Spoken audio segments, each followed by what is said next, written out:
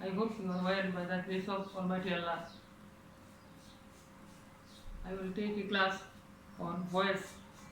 I took another class a few days ago on voice. So let's start. যদি কোনো assertive সেন্টেন্সে reflexive pronoun থাকে তাহলে basic করার নিয়ম সেই সূত্রে আমি আলোচনা করব। রিফ্লেক্সিভ প্রোনাউন হচ্ছে এমন প্রোনাউন যেগুলো সাধারণত পার্সোনাল প্রোনাউন শেষে সেলফ অথবা সেলফ যুক্ত হয়ে অবজেক্ট হিসেবে ব্যবহৃত হলে সাবজেক্ট অবজেক্ট উভয়কে নির্দেশ করে, তখন তাকে রিফ্লেক্সিভ প্রোনাউন বলে। তো রিফ্লেক্সিভ প্রোনাউন যদি কোনো বাক্যের অবজেক্ট হিসেবে ব্যবহৃত হয় তখন বেসিক করার নিয়ম।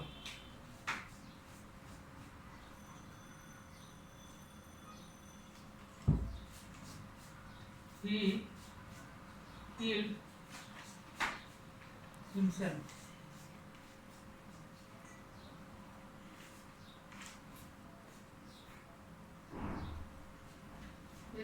হিমসেলফ হচ্ছে এখানে রিফ্লেক্সিভ প্রোনাউন। হি কিল হিমসেলফ, সে হত্যা করলো তার নিজকে।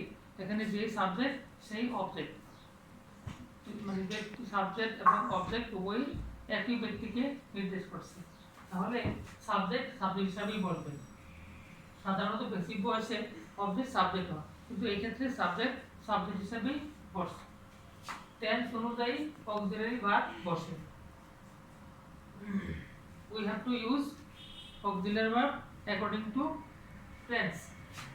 So in the past indefinite tense auxiliary is was অথবা were, এখানে was আমরা ব্যবহার করলাম।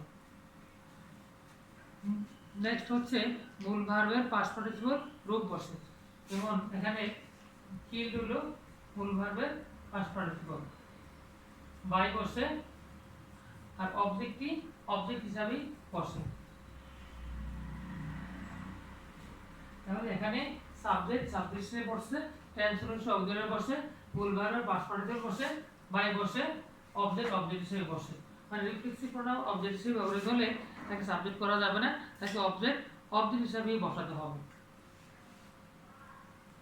নেক্সট আমরা কোয়াজিপেসিভ ভার্ব। যদি কোনো সেন্টেন্সে কোয়াজিপেসিভ ভার্ব থাকে তাহলে পেসিভ করার নিয়ম। আর কোয়াজিপেসিভ ভার্ব হচ্ছে এমন ভার্ব যে ভার্বের কারণে একটি বাক্যটি পেসিভ অর্থ প্রদান করে, তখন তাকে কোয়াজিপেসিভ ভার্ব বলে। যেমন রাইস, সেলস, সিড।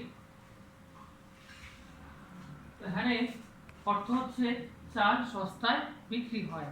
এখানে সেল হচ্ছে মানে কোয়াজিপেসিভ verb.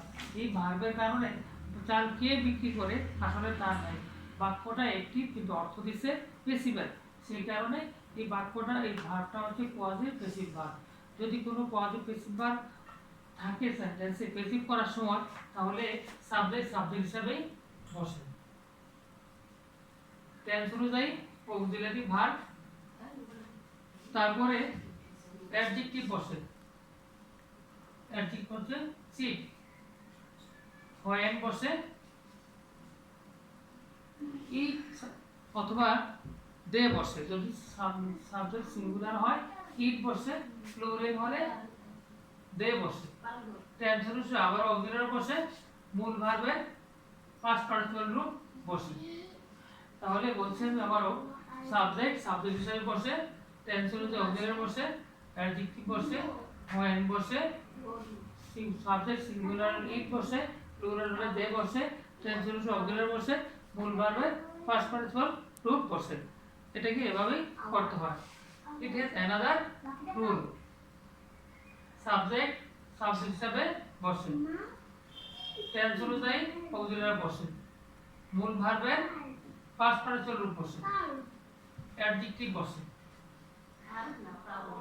We can change using these rules also.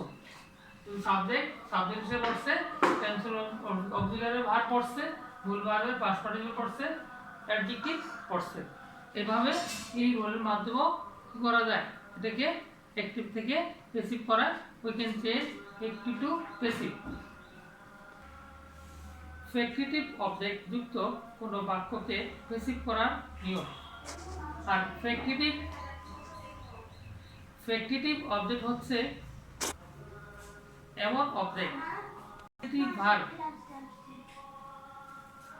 যখন আমরা জানি ট্রানজিটিভ ভার্ব একটি অবজেক্টই অর্থ সম্পূর্ণ করে, কিন্তু যখন একটি ট্রানজিটিভ ভার্ব অর্থ সম্পূর্ণ করতে পারে না, একটি অবজেক্ট নিয়ে অবজেক্ট ক্যাপ্টেন এই ধরনের নাউনকে অবজেক্ট হিসেবে গ্রহণ করে অর্থ সম্পূর্ণ করতে হয়, এই ধরনের অবজেক্টকে ফ্যাক্টিটিভ অবজেক্ট বলে।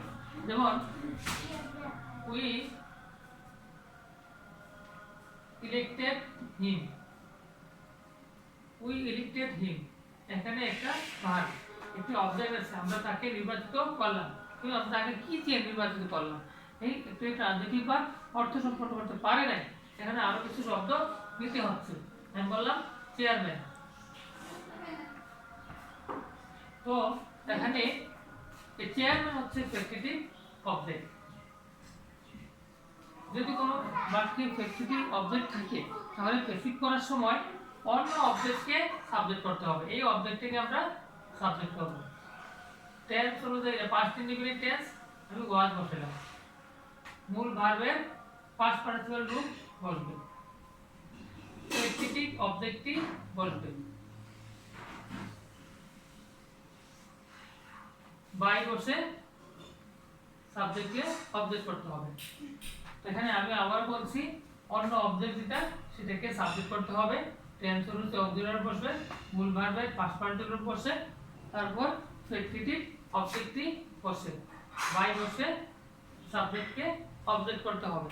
আর নিয়ম হচ্ছে আমরা জানি যদি একাধিক অবজেক্ট কোনো ভার্বারি সেন্টেন্সে ব্যবহৃত হয়, যে কোনো একটা অবজেক্টকে সাবজেক্ট করা যায়, কিন্তু ফ্যাক্টিটিভ অবজেক্ট যদি থাকে তাহলে সেটাকে সাবজেক্ট করা যাবে না, অন্য অবজেক্টকেই সাবজেক্ট করতে হবে। যদি কোনো বাক্যে prepositional verb or group verb থাকে তখন প্যাসিভ করার নিয়ম। প্রিপজিশনাল অর গ্রুপ ভার্ব হচ্ছে এমন ভার্ব যখন কোনো ভার্বের সাথে প্রিপজিশন যুক্ত হয়ে ভার্বের কাজ করে তখন তাকে প্রিপজিশনাল বা গ্রুপ ভার্ব বলে। যেমন we should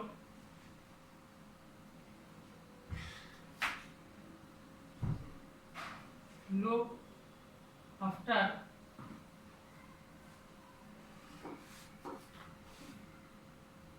our parents। এখানে look একটি ভার্ব, তার সাথে প্রিপজিশন যুক্ত হয়েছে, যুক্ত হয়ে ভার্বের কাজ করছে এবং একটা আলাদা মিনিং প্রদান করছে। লুক আফটার অর্থ হচ্ছে দেখাশোনা করা, আমাদের উচিত আমাদের বাবা মাকে দেখাশোনা করা।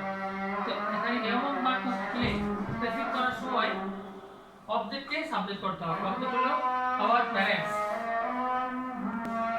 তাহলে অক্সিলারি ভার্ব বসবে। এখানে অক্সিলারি ভার্ব হচ্ছে মোডাল ভার্ব, যদি মোডাল ভার্ব বসবে তার সাথে বি বসবে, মূল ভার্বে পাস্ট পার্টিসিপল রূপ বসে, তারপরে প্রিপজিশনটি বসে, বাই বসে সাবজেক্টকে অবজেক্ট করতে হবে। তাহলে বলছি অবজেক্টকে সাবজেক্ট করতে হবে, অক্সিলারি বসে, মূল ভার্বের পাস্ট পার্টিসিপল বসে, তার সাথে প্রিপজিশনটা বসবে, আর বাই বসে সাবজেক্ট করতে হবে। So stay home, stay safe, তোমরা বাড়িতে বাসাতে থাকো, ভালো থাকো, সুস্থ থাকো, সকলের জন্য দোয়া করো, মায়ের রমজান সঠিকভাবে পালন করো। Thank you everybody.